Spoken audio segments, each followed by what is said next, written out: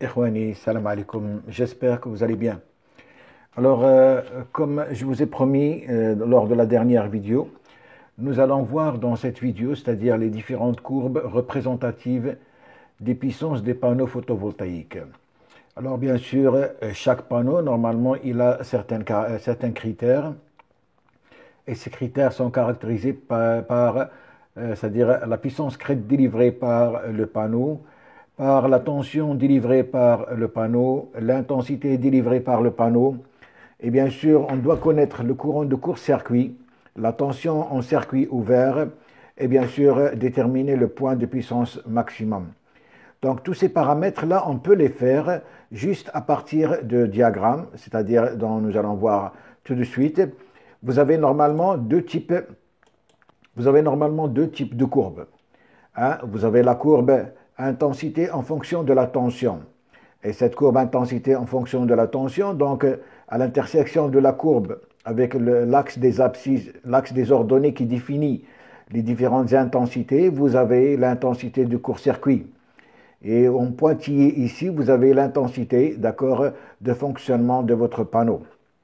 C'est-à-dire l'intensité qui va délivrer pour une puissance maximale.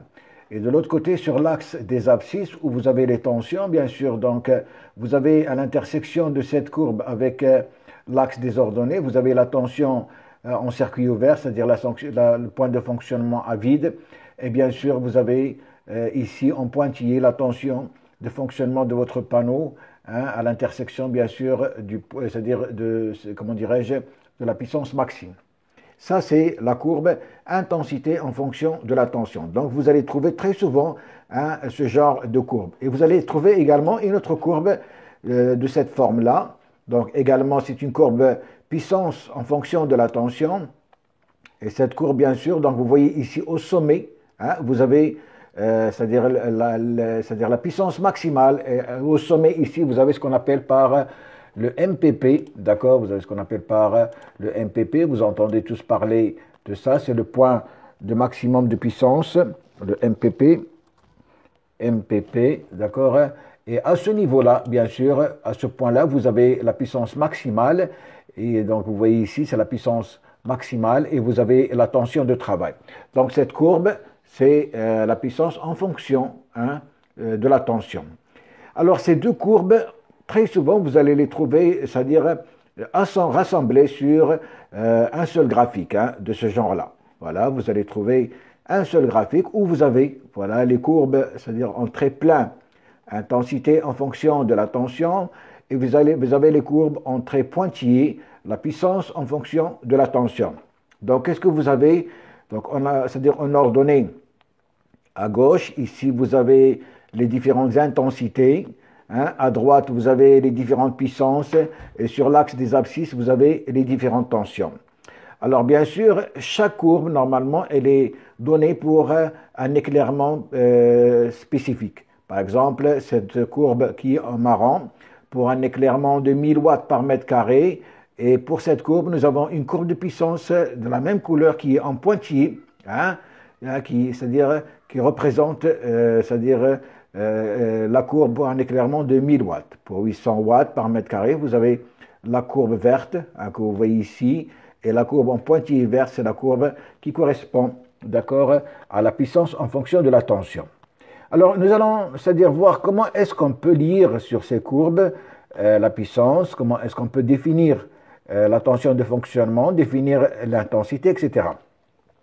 Mais avant de faire ça, je tiens tout simplement à préciser une chose, c'est que l'intersection des courbes intensité, tension, avec l'axe des ordonnées, avec les intensités, l'axe des ordonnées des intensités, à ce niveau-là, d'accord, c'est-à-dire à cette intersection ici, c'est le courant de court-circuit, d'accord?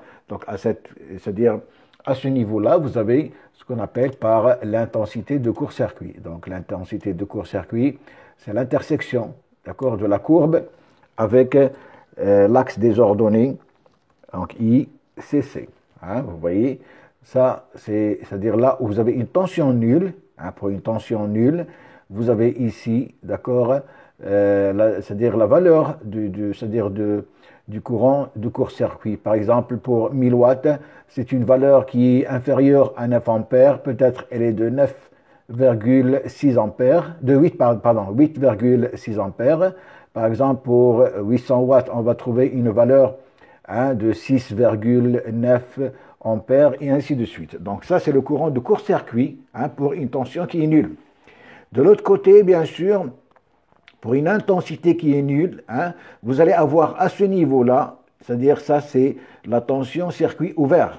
D'accord? La tension circuit ouvert. Donc la tension circuit ouvert, c'est-à-dire pour un courant égal à 0, courant égal à 0, vous avez ici ce qu'on appelle par la tension U circuit ouvert. Alors vous voyez ici par exemple, ces tensions au circuit ouvert pour ce genre de courbe, elles se situent, c'est-à-dire au-delà de 40 volts, peut-être vous avez entre 41 et 43 volts, c'est la tension de circuit ouvert que vous avez ici, et cette tension bien sûr c'est pour un courant qui est égal à nul. Alors d'une manière générale, à l'intersection, c'est-à-dire des courbes avec l'axe des abscisses, avec l'axe des abscisses ou avec un courant égal à 0, c'est la tension de court-circuit. Il y a l'intersection des courbes avec l'axe des ordonnées. Pour une tension nulle, vous avez l'intensité du court-circuit. Alors bien sûr, on va voir, c'est-à-dire pour la puissance. Alors la puissance, nous allons prendre, comme on va prendre la courbe par exemple, de 1000 watts par mètre carré. Donc on va se concentrer sur cette courbe, c'est un exemple que nous allons faire. Alors bien sûr, le point, le MPP, c'est-à-dire le MPP, c'est le point le plus haut de la courbe. C'est juste au moment où la courbe va dévier. Donc ça, c'est le point MPP. MPP. C'est le point, c'est-à-dire de puissance maximale. Et ce point, normalement, c'est ici. C'est-à-dire juste au niveau, c'est-à-dire en haut, le maximum. C'est-à-dire si je tire une ligne, c'est-à-dire l'ordonnée, si je prends l'ordonnée, d'accord, de ce point, d'accord. Attends, je vais descendre un peu, voilà, je suis à ce niveau-là, voilà. Donc, j'ai peut-être une puissance qui est égale à 270 watts. La puissance ici, donc, elle est inférieure à 280 watts, donc je me trouve peut-être aux environs de 270 watts. Donc, je vais marquer la puissance que j'ai trouvée pour, c'est-à-dire un panneau qui travaille sous un éclairement de 1000 watts, je viens de trouver une puissance égale à 270 watts. Donc, vous voyez qu'on peut déterminer la puissance de notre panneau juste à partir de ces courbes. Alors, une fois que j'ai déterminé cette puissance, bien sûr, je vais déterminer la puissance, c'est-à-dire la tension de fonctionnement de mon panneau sous cette puissance. Alors, qu'est-ce que je vais faire? Je vais tirer l'autre coordonnée, c'est-à-dire sur l'abscisse de mon, c'est-à-dire de ma puissance, de ma puissance. Donc, je vais prendre le coordonné ici, voilà, c'est ce point. Je vais descendre ici sur l'axe, d'accord, des abscisses, l'axe des tensions, et je vois ici que j'ai une tension de 35 volts de travail. Donc, la tension de travail de mon panneau, elle est de 35 volts. Voilà, ici, j'ai une tension qui est égale à 35 volts. U, la tension de travail. U, au P, par exemple, U, la tension de travail. U, le travail de mon panneau. Pardon. Elle est égale à 35 volts. Voilà, je viens de définir, d'accord, la tension de mon panneau qui est égale à 35 volts. Ça, c'est la tension de travail de mon panneau. UCO ici, c'est-à-dire, c'est la tension du circuit ouvert, et ici, c'est la tension, d'accord, de travail de mon panneau. Mon panneau, pour avoir une puissance de 270 watts, il va travailler sous une tension de 35 volts. C'est bon. Bon, maintenant, nous avons déterminé la tension et la puissance sur, c'est-à-dire la courbe en pointillé.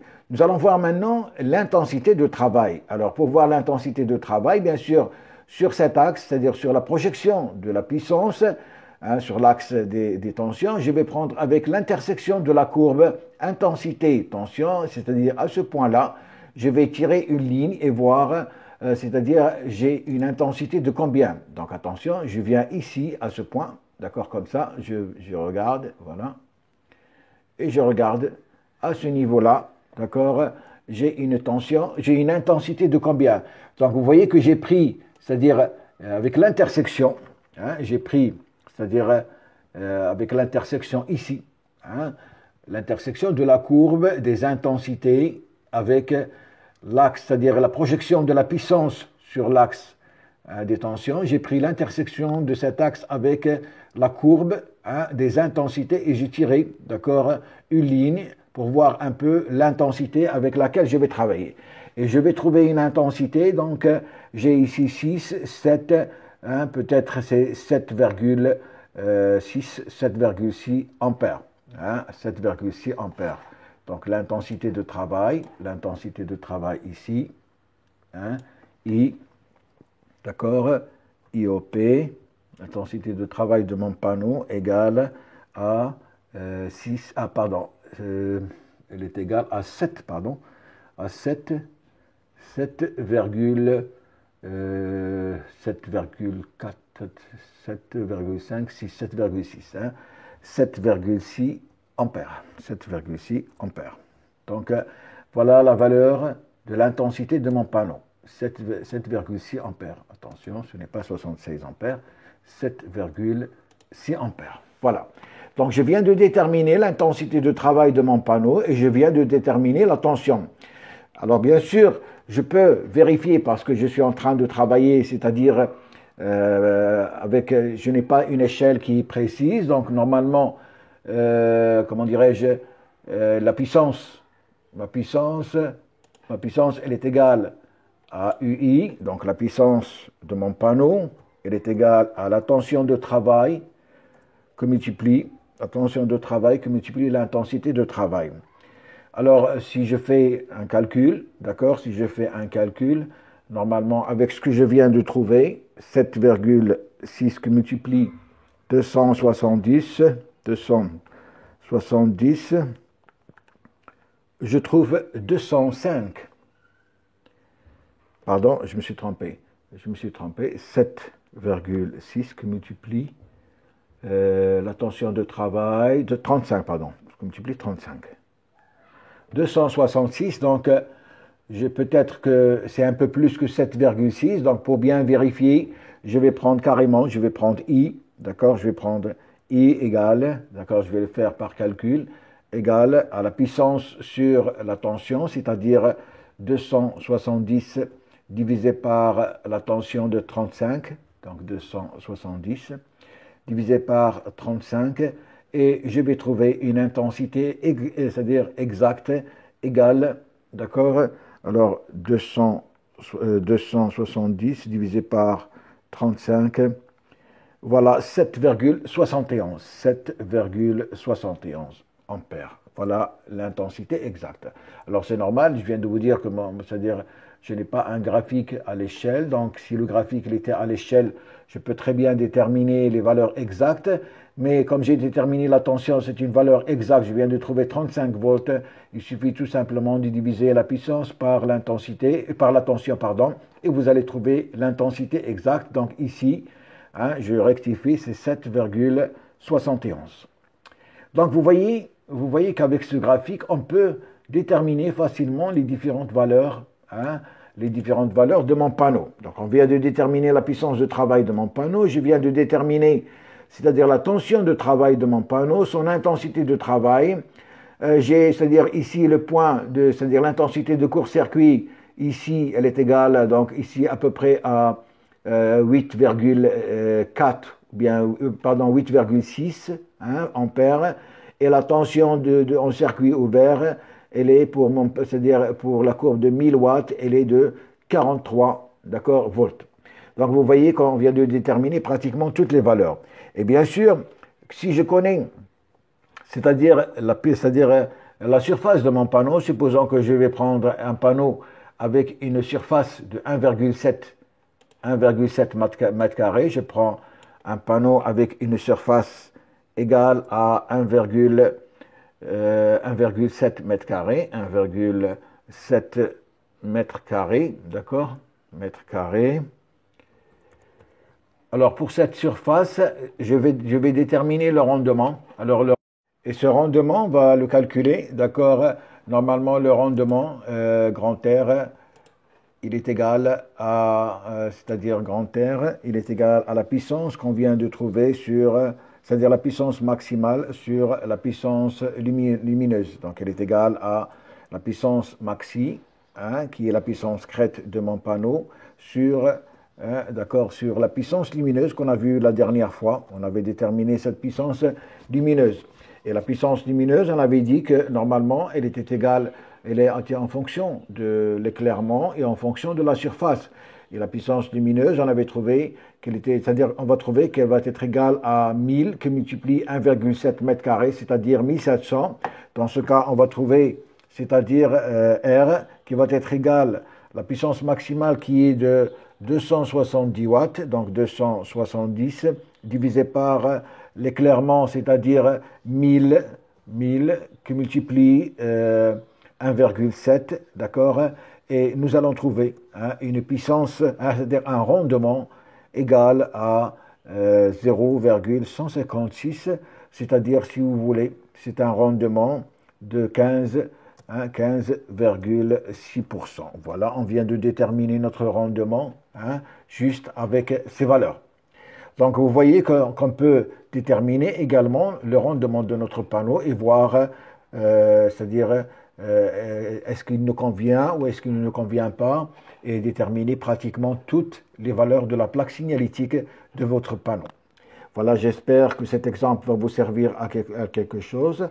On se reverra la prochaine fois pour d'autres exercices peut-être. D'ici là, je vous remercie. Au revoir et à la prochaine.